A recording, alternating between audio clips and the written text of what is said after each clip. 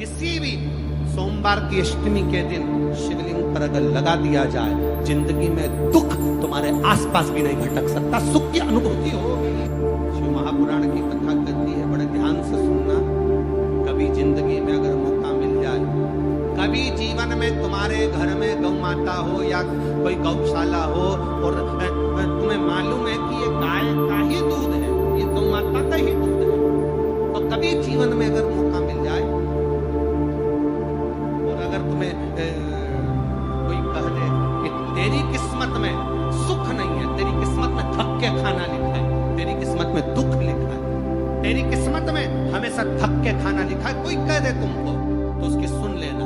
और आखिरी में केवल बेलपत्री का ये बीच वाले भाग पर गौ माता अगर देसी गाय अगर कहीं हो, उसका अगर दूध सुबह का समय का मिल जाए, शाम का दूध नहीं, सुबह का यदि दूध मिल जाए, इस बेलपत्री के मध्य भाग में, आप लोग आस्था चैनल पर आप इस पत्ती, बीज की पत्ती के मध्य भाग में थोड़ा सा दूध लगाकर, नीचे के भाग में भी थोड़ा सा दूध लगाकर, दोनों पत्तियों में गाय का घी लगाकर भगवान शंकर के शिवलिंग पर कभी मौका मिल जाए जिंदगी में एक बार, किसी भी सोमवार की अष्टमी के दिन शिवलिंग पर अगर लगा दिया जाए, जिंदगी में दुख तुम्हारे आसपास भी नहीं भटक सकता, सुख की अनुभूति होगी।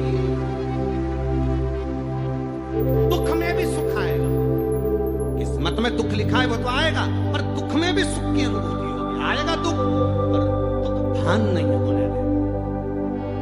पाँव में अगर ठोकर लगी है तो थोड़ी तो चोट लगेगी, पर जूता पहने हो तो ज्यादा लगेगी क्या?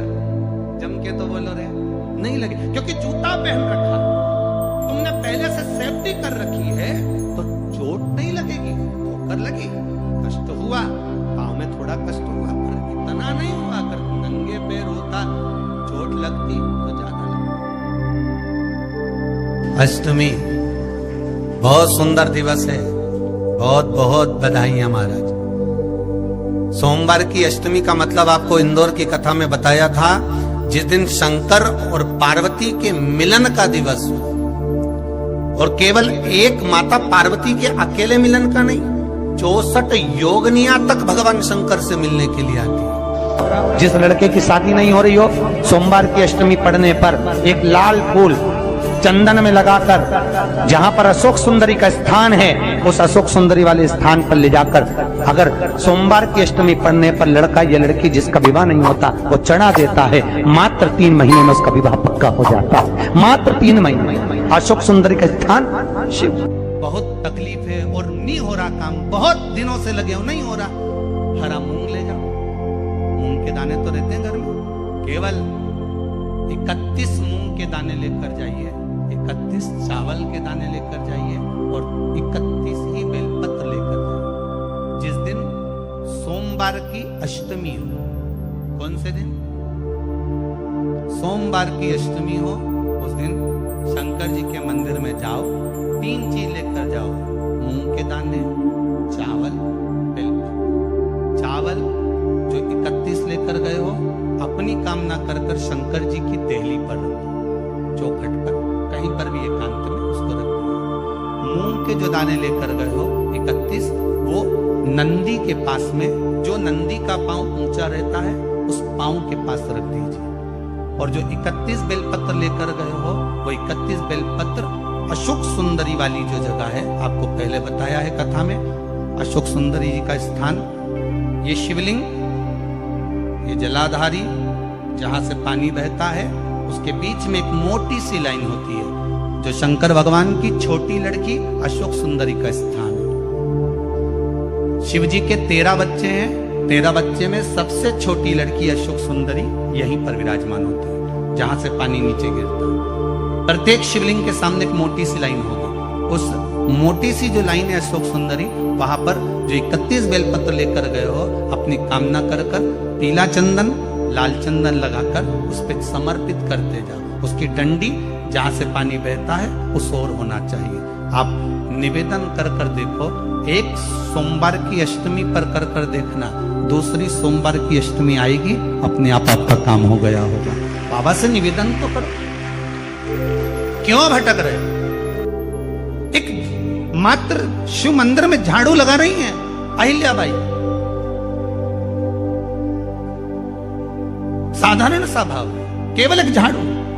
कई लोग कहते हैं महाराज जी आप कहते हो मंदिर में जाके झाड़ू लगाओ, पोछा लगाओ, तो जो हमने मंदिर में रख रखा है स्वीपर आदि कादिक जो भी सेवा करने वाला है, काम करने वाला है, वर्कर है, वो कर रहा है, तो हम क्यों करें? अरे भाई एक बात याद रखना, आप सबसे पूछना चाहूंगा, आप लोग कहते हो कि मंदिर की सफाई जो वर्कर रखा है उसे करना चाहिए, मंदिर की सफाई जो पुजारी रखा है उसको करना चाहिए। मैं आपसे पूछना चाहता हूं कि आपके घर में जो तिजोरी है दिवाली पे उसकी सफाई कौन करता है?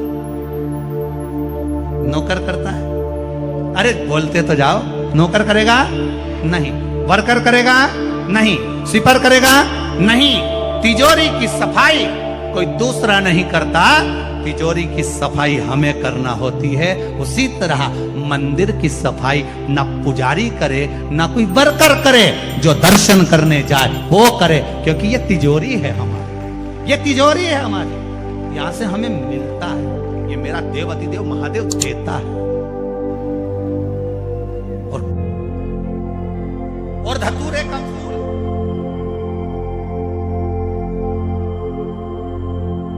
कांटे वाला धतूरा और उसमें लगने वाला एक पुष्प, आस्था चैनल पर आप लोग देख रहे होंगे धतूरे के फूल का दृश्य।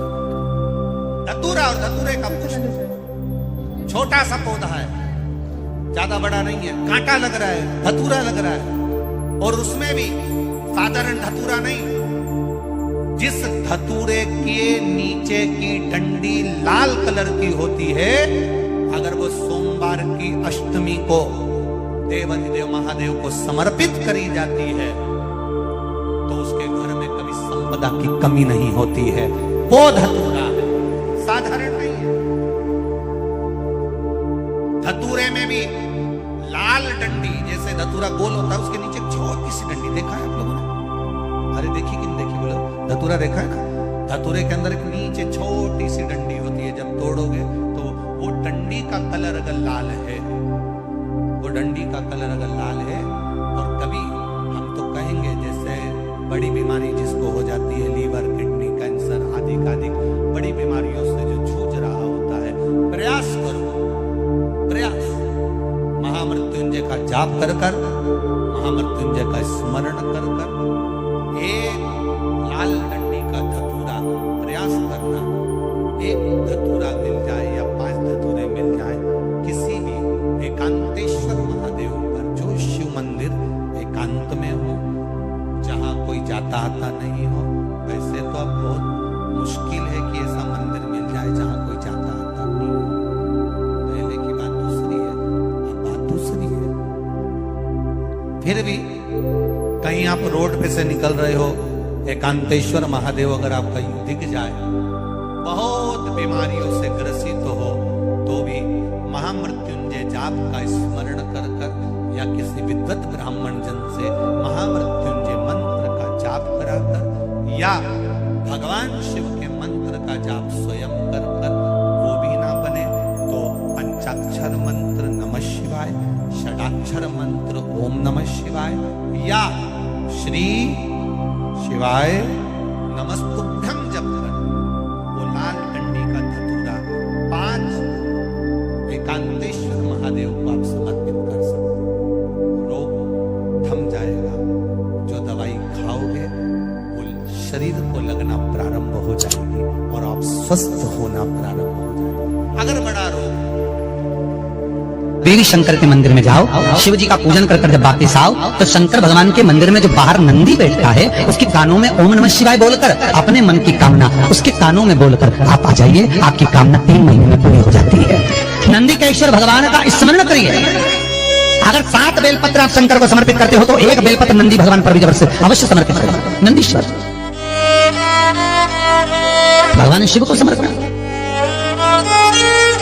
1 बेलपत्र नंदी के ईश्वर की ओर चढ़े। और बहुत ध्यान दीजिए महाराज, अगर कोई काम अटक रहा है, नहीं हो रहा, बहुत प्रयास करा, तो भगवान शंकर के मंदिर में 5 बेलपत्र चढ़ाइए। और शंकर भगवान की जो छोटी लड़की है अशोक सुंदरी, आपको बताया था ना अशोक सुंदरी का स्थान, भगवान शंकर की 6 लड़कियां हैं, उसमें से सबसे छोटी लड़की अशोक सुंदरी की जगह पर एक बेलपत्र चढ़ाई है। फिर एक बेलपत्र नंदीकेश्वर पर चढ़ाई है, और नंदीकेश्वर पर चढ़ाने के बाद भगवान शंकर के मंदिर के बाहर चौखट पर दिया लगा दीजिए साइड में, और फिर अपने घर पर आ जाइए, आपका कार्य सफल होना प्रारंभ हो जाएगा। नंदीकेश्वर, भगवान नंदीकेश्वर का स्मरण कर लेने पर जीव आनंद सुख की अनुभूति करता है, आनंद सुख को पाता। भगवान नंदीकेश्वर का पूरी दुनिया में केवल एक केदारनाथ ही एक ऐसा है जहां पर ओम कुंड विराजमान है। कौन सा कुंड है वहां पर? ओम कुंड। जो बच्चा हकलाता है, तोतला बोलता है या गूंगा होता है, जिसकी वाणी नहीं होती, वो अगर ओम कुंड पर जाकर ओम बोलने का प्रयास करता है तो जितनी देर तक उसके मुंह से घुन्न की आवाज निकलती है उतनी देर तक ओम कुंड में से पानी का बुलबुला निकलता रहता है। और 7 या 8 बार बोलने से व्यक्ति हकलाना छोड़ देता है, तोतला बोलना छोड़ देता है और उसकी वाणी आ जाती है। वो ओम कुंड केदारनाथ जी में बसता है।